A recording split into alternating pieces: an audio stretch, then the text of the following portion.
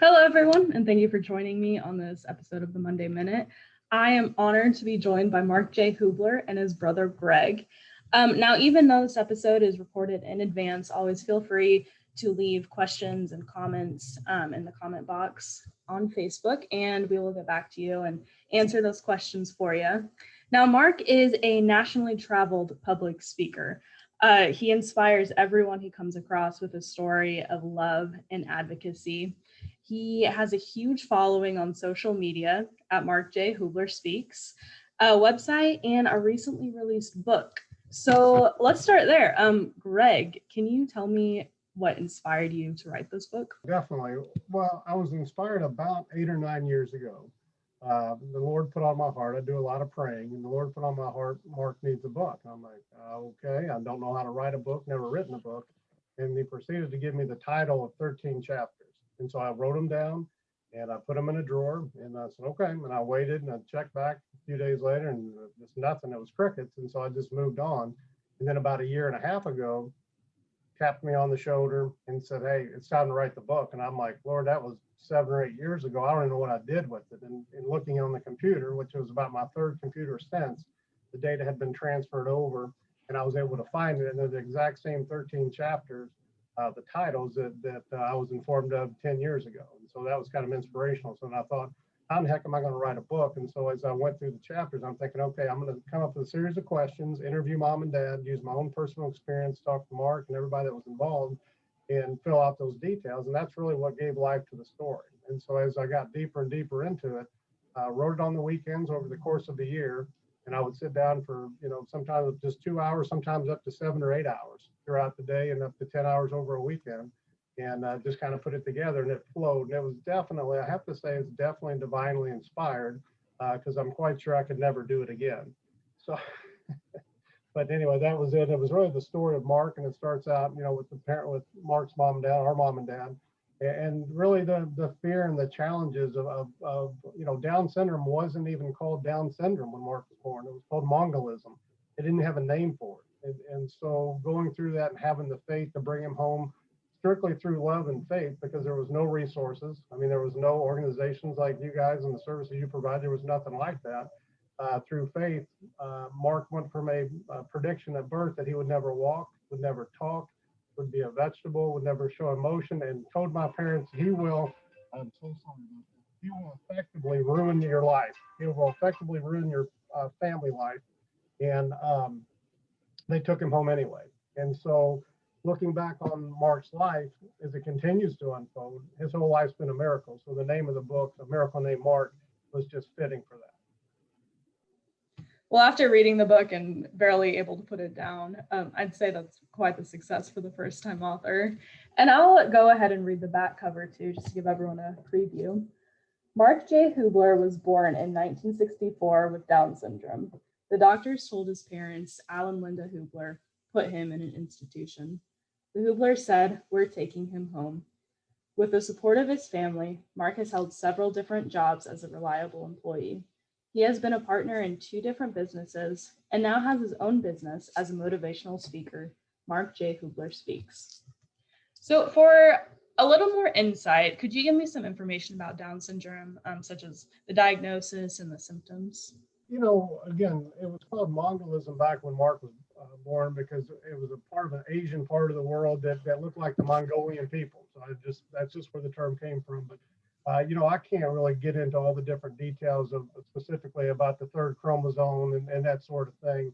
Not having any type of medical degree, but it's a extra chromosome that causes the physical attributes.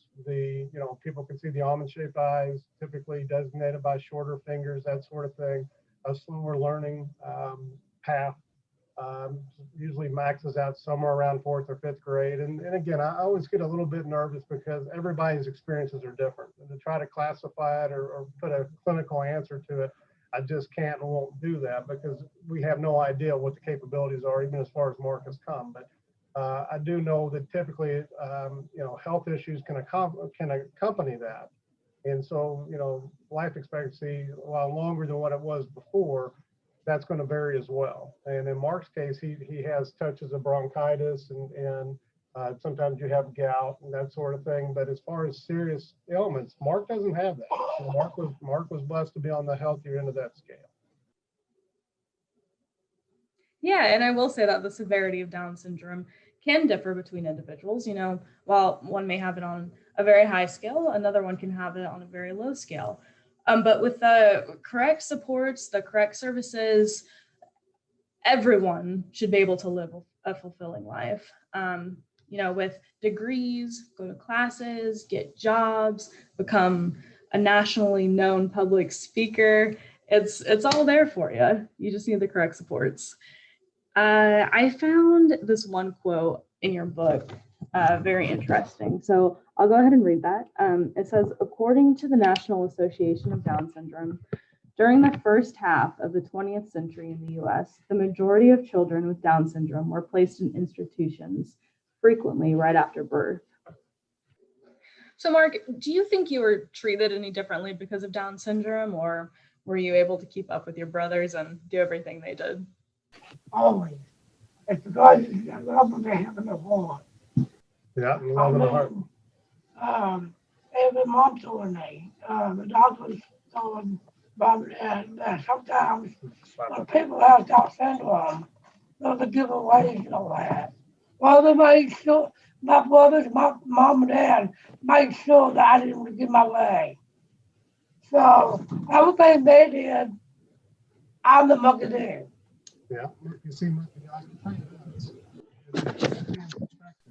I didn't even know Mark had Down syndrome until I was in 5th grade myself.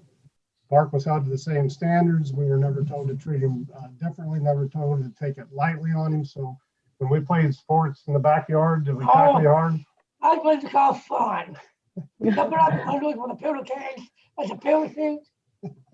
But that didn't work. Yeah. We used to ramp on the people, traffic, and baseball. Well, we don't get into all the stories, but yeah, Mark and I would hang out the 2nd floor window, which is about a 7-foot drop of pillowcases. We'd shimmy out and try to get it to inflate before we hit the ground. And then what he was referring to was Mike, our oldest brother. He liked to, that was back in the Evel Knievel days. He'd have us lay down as he ramped us over with the bike. So Mark never got treated any different whatsoever. Matter of fact, we all had motorcycles, and you even had a motorcycle. Well, it's like a mini bike. A mini bike, Like right. a motor. Right. Well, let me give you a little clue here, okay? But that's Evel Knievel. Now, tell me if this is going to be Evel Knievel or not, but there's a school called OLPH, and they had a ditch. Mm-hmm. in the grass field. I waved it. I was so high, how was the basketball goal right behind the nosebleed. Oh my gosh. My bike was wobbling, and then I hit that school building while it was on my face and backed up my bike. But in terms of the things Mark did, he did everything we did. Whether we were playing on sports teams together, mainstream sports in the backyard, riding bikes, riding mopeds. I mean, he did everything that we did. That's right. Even going to college. Yeah, even going to college. Well, tell me about your education, Mark. Did you go to the same elementary school as your brothers, or take me back to your school days? That was right back when I was 1 to 10. Yeah, St. Mary's of the Knobs is where he went. They had a special education program. He actually started out at Rauch. You went to Rauch for a while, and then to St. Mary's of the Knobs, and you went to Hazelwood. Right. That's when he joined mainstream schooling, because Hazelwood had come out with an inclusion program that had special education classes. And then at Hazelwood, where'd you go from Hazelwood? Went to New Albany High School here in New Albany and graduated in what year? 1983 graduated. And of course, there wasn't any immediate college connection plans or anything like that. So it was some years later that you went to JCTC, and that's what Mark was referring to, the Jefferson Community Technical College. And you got it. What was your degree in there? In public speaking. Right. And then I went to, I tried to go into the summer, and then I went to public speaking. Yeah, it was a 3-year degree, and actually would take public transportation, a lot of cases, from New Albany, Indiana, over to Louisville, Kentucky, and get on the TARP buses and things. Anyway, it was 3 years that he went to JCTC and got his degree. So, Okay. Yeah, congratulations. Yeah, right. So since college wasn't an immediate opportunity right after high school, did you get your first job then, or? Tell them about your first job. Where was your first job at?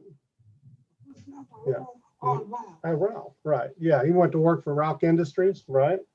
5 years. For 5 years, he did piecework, and then where'd you go after Ralph? You went to, well, you went to Acer Manufacturing. Al, our father, he partnered up with an investor and bought a remanufacturing company, right? Acer Manufacturing, and he did that for 5 years. And then when the company was sold, that's when you went on your own to McDonald's.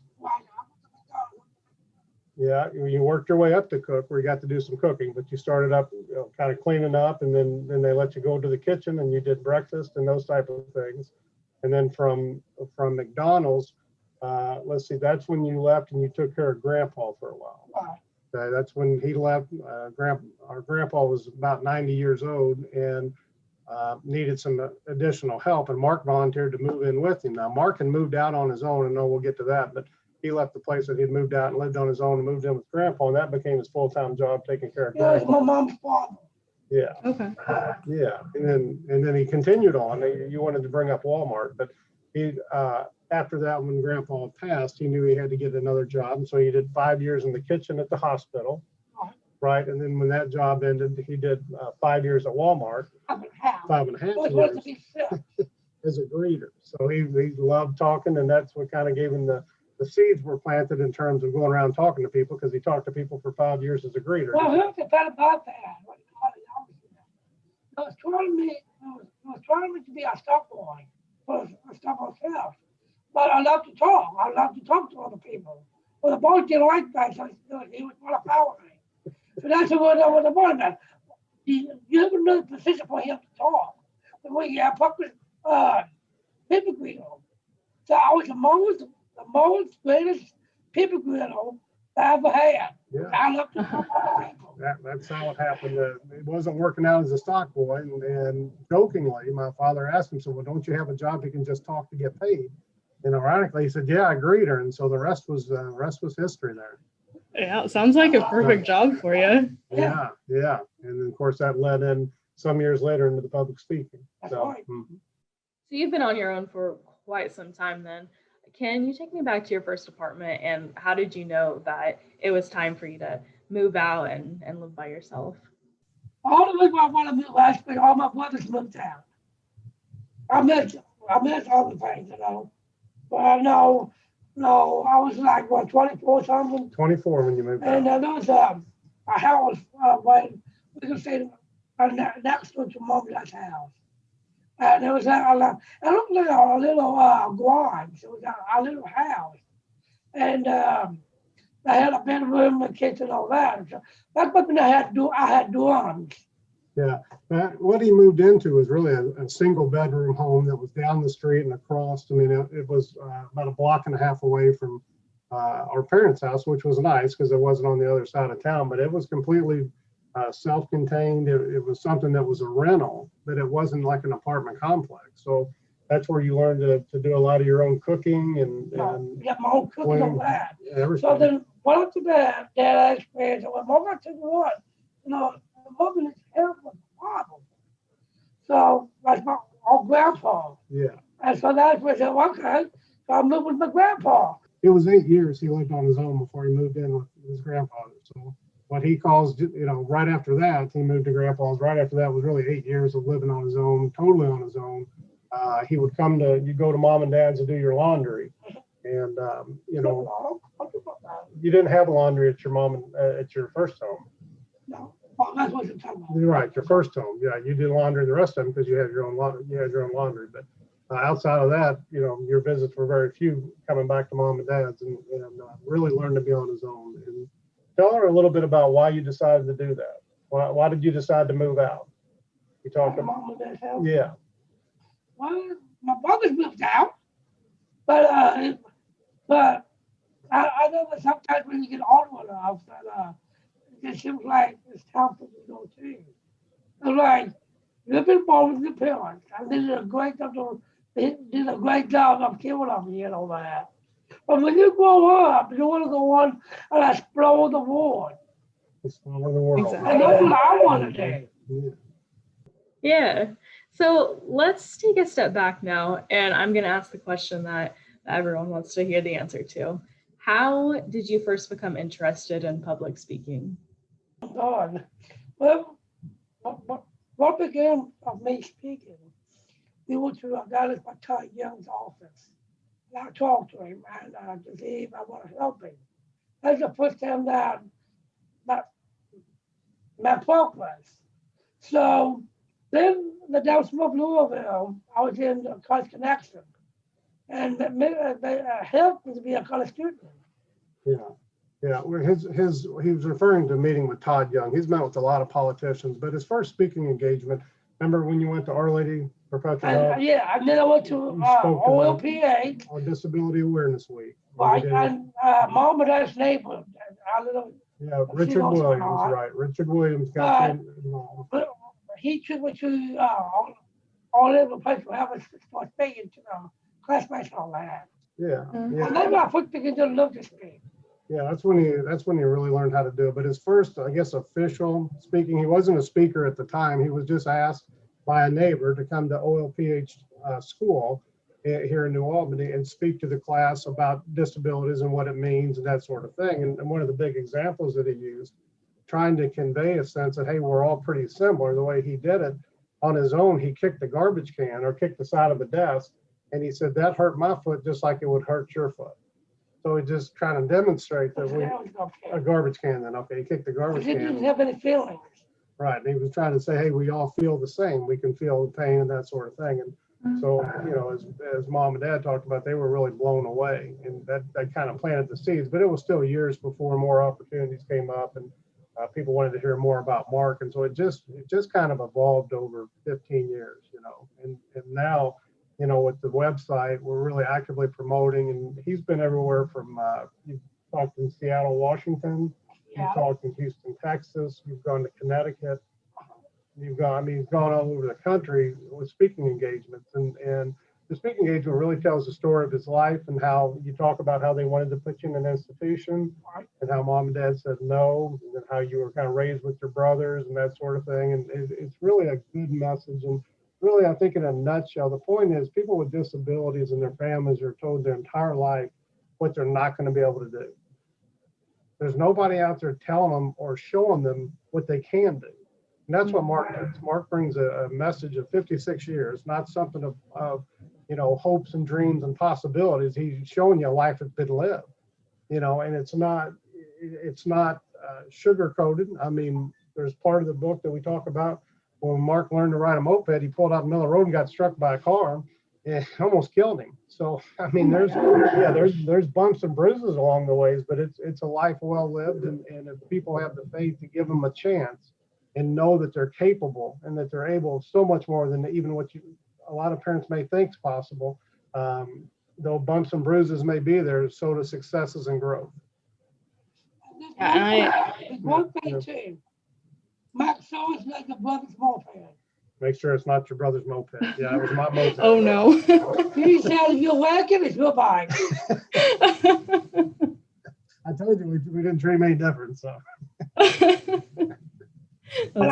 some good Yeah, advice. you acted all right. But I didn't wake up from the work. From the work on. I didn't wake up until I was in the hospital bed. Yeah, he was out. He had to go to the hospital, had severe concussion. And the lady that unfortunately hit him, she went into shock thinking he was dead. And, you know, it's not funny, but just looking back, we all had those bumps and bruises and stitches, and Mark was no different. But check this out. She owns that store. Yeah, she owns an ice cream place, and when it was all said and done, she offered him a free ice cream. Oh. So, Well, it sounds like a miracle that you even survived that. yeah, that was something, wasn't it? But, Yeah. I'm looking at my life. yeah. Well, truth be told, we're lucky we're all alive. We had some good times, didn't we? Oh, yes. Another time. Yeah. So you mentioned the website, and we'll get more into detail later about what that includes. But how do you find most of your public speaking opportunities? Is that through the website or word of mouth? Well, the website's only been up for a couple of months, and we're getting a lot of activity. Vern Eswine with the marketing group does a real good job. With Mark's got, how many followers do you have on Instagram? on Instagram? I You know? don't, probably Okay. 800. I think he's got about 800 followers on Instagram at last check. So there's posts out there that try to invite people to the website so they can see about his speaking engagements.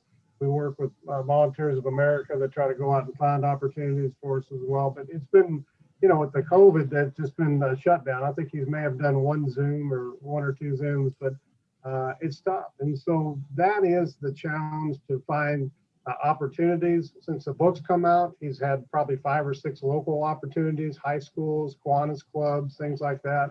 But you know, Mark at 56, the proceeds of the book go to his retirement, and there's a financial aspect to it. When he goes out, he's got to be paid like other speakers, and he's got a message to tell that has value to it. And so the question that you have, how do you find it? We're still trying to figure out the best ways to get opportunities. And after you find opportunities, how do you prepare for the event? The structure of it, I'll give you the dry portion of it. I'll let Mark do all the color commentary, but it's a PowerPoint presentation that has bullet points, and Mark's able to follow those bullet points, but then he tells stories based on those points. As you can tell, Mark likes to talk and likes to give you all the details, which is good. But the bullet points on the PowerPoint also allows people to follow along, so they know what, you know, really where people are having a little bit of a challenge understanding some of the words. They can see what he's talking about. There's pictures that go with it, and it tells kind of his life story from the time he was born to going out and giving talks. And so, yeah, I don't think he's never not gotten a standing ovation. I think most people really, Yeah, I do. really, no, you get standing ovations. I don't, do. yeah. The last time I went to Pennsylvania, Pennsylvania. around this world, all kinds of lives there. Yeah. And made some, what do you say?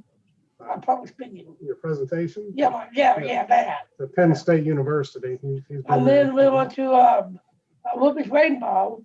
Yeah, down in That's Texas. Austin, Texas. Yeah. Okay. How do you say that? Again?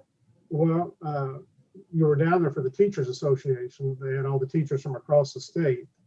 Well, I talked to the kids, and they want to be a South African. So I went to the workshop there and talked to them about South Africa. Then after that, I went to the other room and talked to parents. Yeah, he talked to both. So he was telling people what they can do to advocate for themselves. He talked to the parents and tell them what he's done and what they can do to get involved in that sort of thing. So it's just kind of a variety of topics. But where I think he's at his best is when he's talking to parents of people with disabilities to show them what their child can be and the things that are available to them. What's another place I went to? Well, you've been to a lot of places. Seattle. I went to Seattle. Seattle, wow. Yeah. Yeah. So the guy took me to a football game between Indianapolis Colts and Seattle Seahawks. Seattle Seahawks. Yeah, that was that's part of the See, game. I was born in Indianapolis. Yeah, he's a big Colts fan. He loves the fact that he was born in Indy, and I was born in Indy, and Mike was born. And now I'm a big fan of the Cowboys now. Yeah. Do you watch all of the? How are you so successful? Not everyone can say that they're a business owner. What's the secret? What's the secret to your success? The secret to my success to be the most powerful speaker. Yeah, most motivating speaker. Yes. And how do you become a good speaker? How have you become such a good speaker? It just natural. It just comes natural, you know. So, yeah, when Mark is obviously passionate, and when he sees an opportunity to share a story and to help somebody else, that's where the energy comes from. And that genuineness, that energy, it shines forth, and I think that really leads to a lot of his success. I feel like I started for me to be a public speaker because when I talked to that sort of student, that little PA, Yeah. made me who Right. I am. That made a big impression on you, and you wanted to continue to get better at it. But your success is because you want to do a good job, you want to help people, and you like talking. I will help my friends out now. Yeah, he loves it. And one thing I will kind of clarify, that PowerPoint presentation does a tremendous job of keeping him on track. Okay, he and I are very similar in the fact that you ask us one question, and 20 minutes later we're three rings away from the question. And so that he gets that on us. Okay, we all get that because we get excited. But that PowerPoint presentation really makes it professional, really keeps him on track. And at the same time, he's not reading it. He's getting to tell you, but he's staying on track with the bullet points just by looking over his shoulder, he can see what the next stop. So I know you are constantly advocating for yourself and for others. Besides public speaking, how else do you advocate? Besides going out and doing public speaking, I don't know really the other ways that he does it. I mean, he's in the community, people know him. He's always encouraging people. Anybody he talks to, it's almost a mini pep session. But as far as structuring it, where you go out and you physically attempt to advocate, outside of the speaking, you talk to politicians, though. You talk to Todd Young.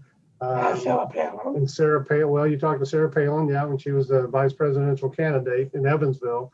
I don't know if you're aware of this or not, but Sarah Palin also has a child with Down syndrome.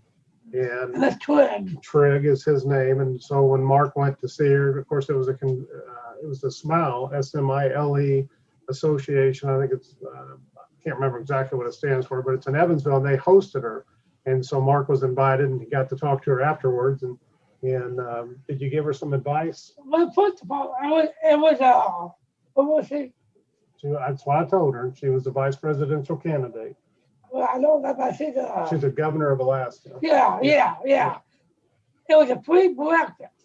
Saturday night up to Evansville.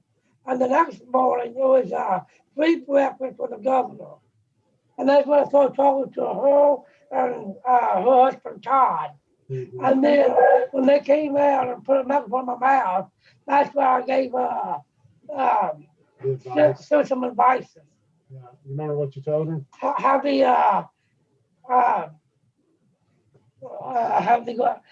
go. It was advice for Trigg. Yeah. What you should do with Trigg. How should she just to love him, and help him to grow and make sure that he goes to the right school and make sure there's not bullies. That's one thing I do talk about being bullied. I do talk about that. Mm-hmm. Plus, I have a partner too. Mark, you are truly an inspiration. Nothing has stopped you from achieving your dream. Can we talk about the services that you've utilized, whether it's community supports or services provided from the waiver to help you reach your goals? Who's kind of helped you? What organizations have helped you the most? Okay, Volunteers of America. Yeah, that's Greg Smith, right? Greg Smith and David Block. And also, Amanda. Yeah, there's been a lot of different people. Of course, with vocational rehab, VR, they helped with financing the book and helping Mark financially with getting the website up and running, which is a great asset. Portos has been very instrumental in helping us on the business side. And as far as that goes, Tim Peterson's been a great asset. And is there some other ones that help you? VOA primarily is a big one for you. I'm still with the VOA. Okay, so let's talk about that. So the Volunteers of America is a day service funded by the Family Supports Waiver, and the two staff who are with you the most are David and Greg. Can you tell me a little bit about what you do with them and what services they provide? What do you do with Greg? Well, how does Greg help you? Oh, I tell you what, he's a ham. He's a ham. He's a ham. That's what I said. He's just like one of my brothers. He's a goofy guy, but you have to love him. What are some of the things you guys do together? Sometimes we go to get some groceries and all that. Sometimes we go to the library and study and all that, and get the movies and all that. We went camping, and then we put a bunch of friends together, Mm-hmm. It's fun. Mm-hmm. And how often do you see him? What days does he come over? It's only 2 days I see him. I wish there was more, but I see him every Mondays and every Thursdays. And you also mentioned vocational rehabilitation services. So this is a state program. It assists people with disabilities to obtain services that help them prepare to obtain and maintain employment. So you have been using this for your website. It provided a grant for your book. Shout out to the marketing company who manages your website and social media. And you can follow him at Mark J Hublar Speaks. I encourage everyone to follow and check out the website. We'll get into that later too. They've done very well in giving us good seed money. We're kind of self-contained in the fact that, my father has been an entrepreneur his entire life. Myself, I have sales and marketing background. I'm a national sales manager. Mark's younger brother, Todd, is a finance and accounting major, handles all the accounting. Mike is a business graduate as well from the IU Kelley School of Business. He gets into a lot of the consultative work, the legal side of it. So we've got a whole package here that is able to provide for the book and to give a business structure to Mark's company. And so with VR, they've been very instrumental in financing that allowed us to get the first run of books, allowed us to finance the website and the service that he needs. So, Todd provides accounting services to VR so we can report the P&L. You might want to turn that off. So they've been very instrumental in helping us.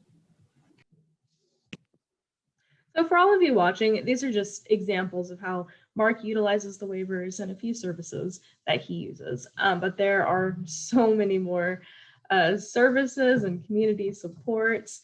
And this is what your IPMG case manager, care manager, and wraparound facilitator are for. They educate you about the waiver program and make sure you have all the information needed to make informed choices. And to do that, we create a person-centered plan.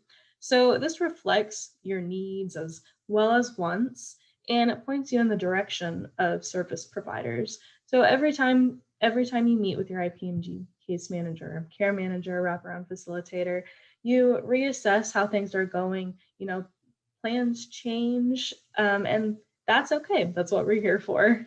And in addition to that, we also take care of paperwork to maintain your eligibility in the waiver program. So let's get back to you, Mark. I'm going to bring up the website now. So for our viewers, this is Mark's website. It is markjhublarspeaks.com. And I'll put all of this information in the comments too. So viewers can just click that and go straight here. But Mark, can you give me a little background on the website? What can people access through here? What's on your website? No, that's me. Yeah, and then like videos and Yeah, I do up with the video. yeah. So videos. So head on over to this photo and video gallery. Yeah. Oh, that's what you're talking about. Yeah. Yeah, right. Yeah, well, that's my campaign. That's one of my campaigns. One of your campaigns, right? Well, I think that was Minneapolis. Yeah. And I went up there. Yeah, those are the different videos, and he's got a page on his story with all the different awards that he's Now, got. those DC right there, I think there's some kind of meeting with Senator Young and Capitol Hill. I think Silver. Sarah was in Evansville, though. Yeah, Sarah was in Evansville. That picture's of the Capitol. Well, she got two things in common. Yeah. Silver and her has two sons. That was Silver. Right. Yeah. Yeah. And I think that's what I met Robert. Yeah. Kennedy. She's just kind of talking about what's on the website. This is, Now, this little girl here, but the first picture there is of my family. This one. And off on the left, on the bottom, that's me.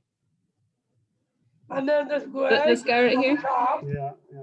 Greg. there's Mike on the very above mom. Yeah. And then if you go down, that's my dad. Okay. And then you see my mom. And the little boy there, that's my Todd. Yeah, that's our youngest brother. Now, this little girl here. We don't want to explain all the pictures. We're just going to talk about the website. So there's a picture page, obviously, videos, pictures. They can learn more about Mark's story on the Mark Story page. Talks about the different awards that he's gotten, the different accomplishments. Kind of scroll down to their pinpoints, all the different things that he's done there. Testimonial page, you'll have some senators that have talked about Mark. Some people that have given Mark that know Mark. This is something about Liz from Ruby's Rainbow. He won a scholarship there, and you were the rockin' recipient of the scholarship. He's done very well there. And then there's a picture of Todd Young, and there's testimony on there about Mark. Yeah. Yeah, your list of accomplishments just go on and on, Mark. Yeah, they do. They really do. This is one thing I want to point out. If you put your email in here, what exactly are they subscribing to? Well, there's any information that goes out, we'll try to get them a link onto Instagram, Facebook. I think there's LinkedIn that gets into, and then as they develop video or vlogs, that sort of thing. This is, again, it's still a work in process. It's been up for about 3 or 4 months, but as he gets a following, then we're deciding, okay, what bits of information do we want to share?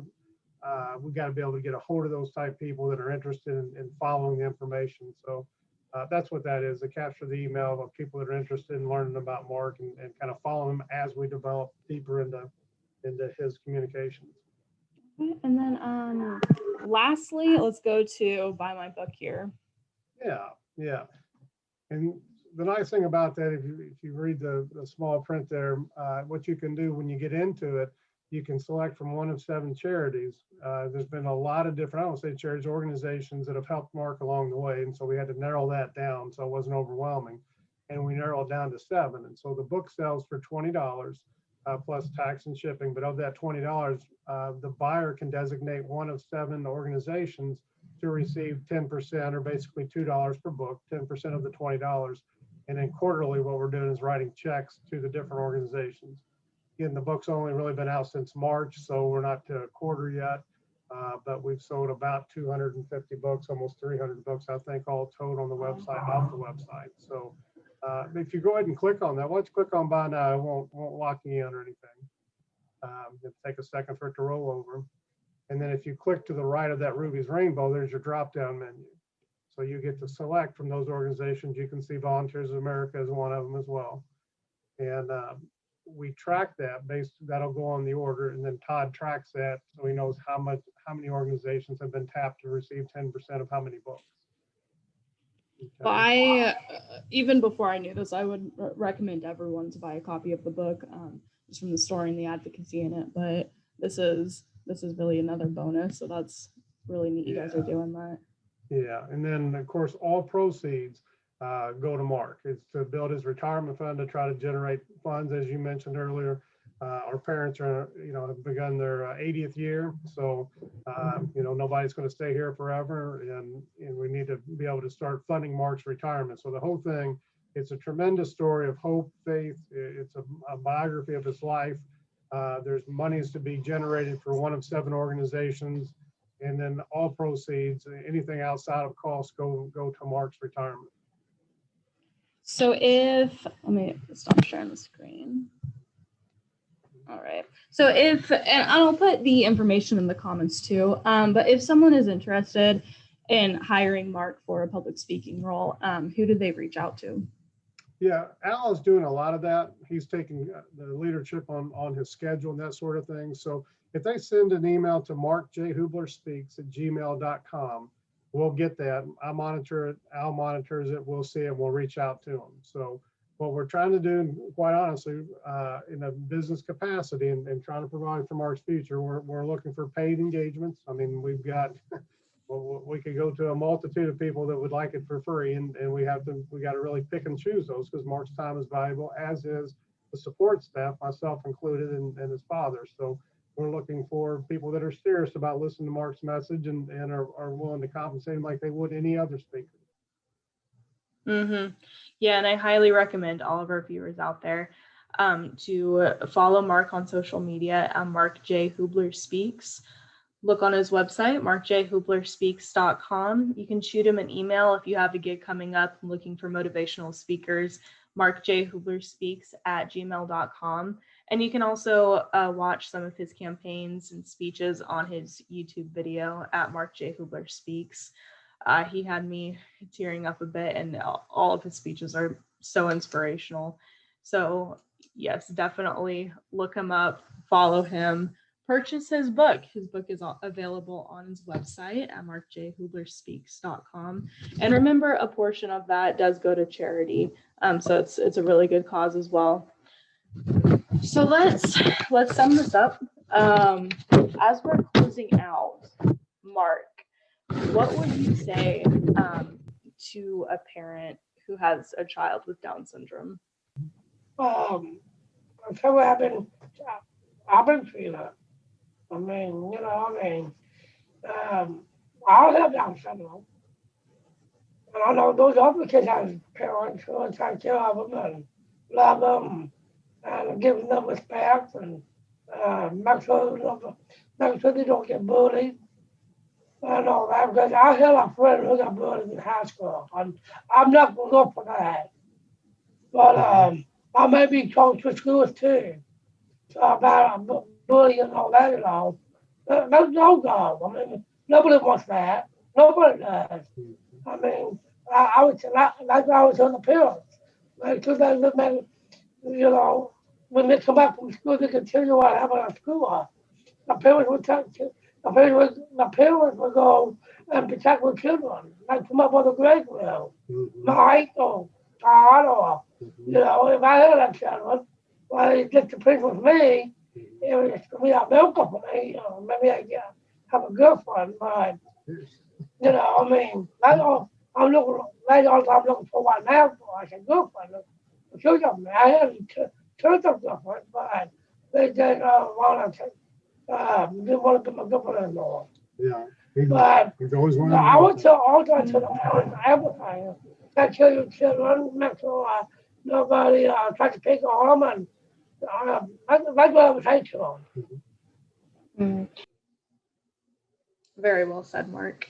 At IPMG, we have a vision statement that states IPMG envisions the individuals we support will live quality, self-determined lives as integral and valued members of their communities. And Mark, you are a shining example of this. Thank you for allowing me to tell your story.